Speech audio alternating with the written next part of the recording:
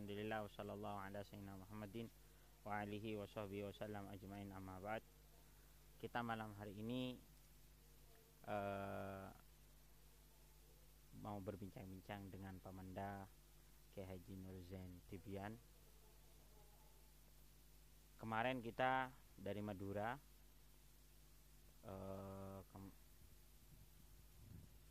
ke sini terus masak-masak bersama keluarga, makan-makan malam bersama keluarga, dan kita akan membahas bagaimana makannya Rasulullah Shallallahu Alaihi Wasallam. Saya Kak Dito Pamanda. Alhamdulillah. Kita kan tadi malam masak-masak daging, bakar-bakar apa semuanya. Bagaimana pandangan syariat itu Paman terhadap makanan yang lezat ini? Kan identik lah agama ini identik dengan meninggalkan duniawi atau seperti apalah gitu, terakat. Tapi di zaman ini kita ini yang berdomisili Madura, kalau ke Situbondo di jalan ini nggak ada makanan-makanan yang nggak enak. Warung-warung itu isinya makanan yang lezat semua. Dan bagaimana pandangan Islam sebenarnya terhadap makanan-makanan ini, terutama makanan yang lezat dan enak? Ya, bismillahirrahmanirrahim.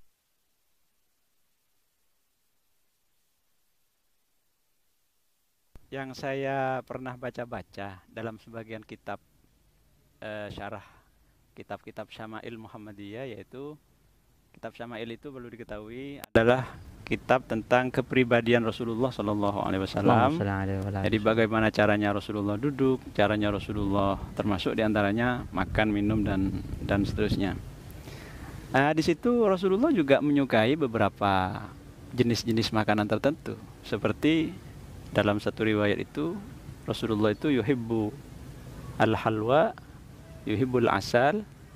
Artinya Rasulullah menyukai sebagian dari makanan. Termasuk juga ada sebagian riwayat juga jenis misalnya daging.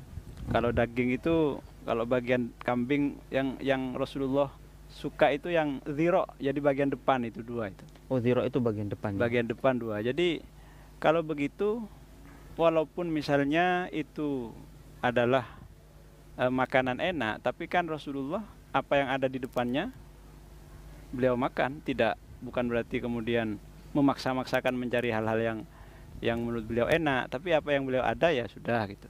Ya kadang juga dalam sebagian keadaan Rasulullah tidak makan sampai sekian hari. Kadang cuma 1 bulan itu dalam sebagian riwayat dapurnya Sayyidah Aisyah itu gak pernah hidup dengan api. Artinya yang dimakan hanya antara air dengan kurma. Artinya nggak pernah memasak Rasulullah. Ya, lah kata para ulama di situ la yunafiz zuhud. Walaupun Rasulullah punya makanan-makanan yang Rasulullah suka, itu tidak menafikan zuhud. Artinya orang yang seneng makanan lezat, makan kambing, makan ayam itu enggak? Iya, karena bagaimanapun kan itu juga pemberian dari Allah Subhanahu wa taala. Lah kalau menurut jenengan sendiri gimana? Bagaimana tentang itu, tentang makanan enak itu, pandangan agama itu? Ya, kalau saya sendiri makanan lezat ini asalkan niatnya baik, terus apalagi dibarengi dengan silaturahmi, dibarengi dengan kumpul sama saudara-saudara, makan yang enak, dan ya tebunajunan barusan kalau kita ini diberi ya ini pemberian Allah Subhanahu wa taala, dan Allah senang sebagaimana sabda Rasulullah melihat nikmat yang diberikan oleh Allah lalu kita syukuri, lalu kita pakai nikmat tersebut. Seperti makanan-makanan lezat itu kan. Iya, katanya sampean tadi kan kadang sekarang undangan makanannya enak, masa nggak mau dimakan itu? Kan eman-eman juga kan. Kita nggak mengharap tapi dikasih orang. Artinya orang kan hanya pelantara. Jadi Allah yang ngasih lewat ini, lewat itu. Jadi pandangan syariat itu yang tapi perlu digarisbawahi sebagaimana yang jenengan utarakan barusan, jangan sampai memaksa. Oh ya, artinya itu kalau nggak ada kita nggak makan, atau kita perlu mencari ke barat, ke timur untuk makanan yang enak. Iya. Artinya tetap ada konsep-konsep umum di dalam hal makanan yang Rasulullah contohkan, bahwa Rasulullah itu nggak suka yang sifatnya takalluf, ya, memaksa-maksa gitu kan. Terus al-istirsal fit ta'am, seperti yang dijelaskan Imam Ghazali dalam Ihya. Apa itu istirsal? Istirsal itu artinya dia terlalu melantur dirinya dalam hal makanan, sehingga mungkin tiap warung dia cobain semua misalnya lah. Itu kan kayak gak ada kerjaan lain. Tapi makanya Rasulullah itu kalau termasuk tipikal makanan yang disukai Rasulullah adalah yang mudah cara masaknya. Ya karena Rasulullah kan gak mungkin ngurusi makanan terus. Rasulullah itu ada banyak urusan yang diurusi, masalihil muslimin, kemaslahatannya masyarakat. Sehingga misalnya kenapa alasannya kok makanan biro, makanan jenis apa tadi, kaki yang bagian depan itu bagian paha. Kalau kata orang Madura itu sampel. Ya itu karena ahna wa amro, ya lebih mudah cara masaknya dan lebih enak juga rasanya. Seperti itu yang jadi biar nggak terlalu lama memasak itu. Ya, jadi Rasulullah itu kan banyak ngurusi rumah, ngurusi macam-macam. Jadi nggak mungkin lah waktunya dihabiskan urusan dapur. Kira-kira. Itu istirsal ya, istirsal ini terus menerus. Ya, jadi apa ya? Biarkan, kalau dengan kata lain itu syaraf. Jadi agama itu anti terhadap sesuatu yang menunjukkan kata rakus, yang menunjukkan sifat rakus. Makanya kalau kurma, kalau di Arab kurma ya, itu pakai 3 jari. Kenapa? Karena kalau makan kurma pakai 5 itu kan berlebihan. Nanti kan identiknya terlihatnya kayak rakus. Ya beda kalau di sini kan nasi. Atau misalnya ya artinya hal-hal yang menunjukkan syaraf. Syaraf itu ya kalau mana Indonesianya itu rakus ya. Rakus. Jadi intinya makanan lezat ini diperbolehkan selagi kita itu memaksa, ya tentunya halal. Ya tentu halal. Bahkan bukan hanya halal saja, halal manfaat. Thayyib. Yang enak. Thayyib itu enak, termasuk bergizi. Bergizi itu bagian dari maknanya thayyib. Bahkan dalam Al-Quran itu ada 3 perintah itu. Jadi ya ayuhan nas, 1 perintahnya kepada manusia secara umum. Kulu mimma fil ardi halalan thayyiba. Allah memerintahkan seluruh manusia itu. Ini manusia umum. Seluruh manusia, bangsa manusia itu sama Allah dipersilahkan makan apa yang ada di bumi halalan thayyiba, yang penting halal dan bagus, baik. Kemudian ada juga ya ayyuhalladzina amanu, perintahnya khusus orang-orang beriman. Kulu min thayyibati ma razaqnakum. Diperintah untuk dipersilahkan untuk makan apa yang Allah telah rezekikan kepada mereka. Bahkan lebih spesifik lagi, ya ayyuhar rusul. Kulu minat thayyibat wa'malu shalihah. Makanya dari itu katanya sebagian ulama, kenapa di sini antara kulu minat thayyibat dengan wa'malu shalihah ini digabungkan? Karena kalau cara makannya, kalau pakai adab, kemudian yang jelas halal juga, bergizi, itu nanti dampaknya juga kita akan mudah melakukan perbuatan-perbuatan amal soleh.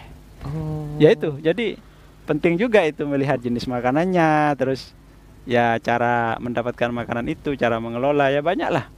Itu pengaruhnya terhadap amal, karena kata Rasulullah, idza akalal halal, maka ata'at jawarihu sya'a am aba itu.